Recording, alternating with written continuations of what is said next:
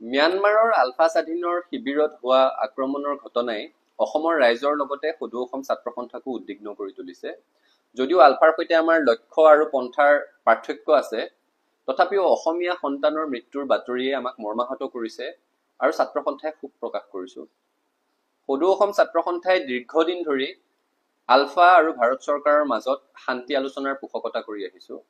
এক সন্মানজনক পৰিৱেশত যাতে এই আলোচনা অনুষ্ঠিত হয় তাৰ পৃষ্ঠপোষকতা কৰি আহিছো আৰু উভয় পক্ষকে আমি আহ্বান জনাই আহিছো এটা শান্তি আলোচনাৰ পৰিৱেশ গঢ় দিবৰ কাৰণে, কাৰণ অসমৰ ৰাইজে শান্তি বিচাৰে।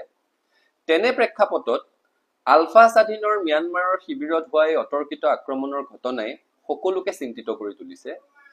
এনে অতৰ্কিত আক্ৰমণে শান্তি আলোচনাৰ বাটত হেঙাৰ সৃষ্টি কৰিব পাৰে, যিটো সদৌ অসম ছাত্ৰ সন্থা বা অসমৰ ৰাইজৰ কাম্য নহয়। আৰু সেইকাৰণে আমি কেন্দ্ৰীয় চৰকাৰক পুনৰ দাবী জনাব বিচাৰিছো, কেন্দ্ৰীয় চৰকাৰে এক নিৰৱচ্ছিন্ন প্ৰচেষ্টাৰ জৰিয়তে আলফাৰ সৈতে শান্তি আলোচনাৰ প্ৰক্ৰিয়াটো ত্বৰান্বিত কৰিব লাগে আৰু এই শান্তি আলোচনা যাতে এক সন্মানজনক পৰিৱেশত অনুষ্ঠিত হয়, অসমৰ মুখ্যমন্ত্ৰীগৰাকীলৈ আহ্বান জনাইছো তেওঁ সেই ক্ষেত্ৰত উদ্যোগ গ্ৰহণ কৰিব লাগে।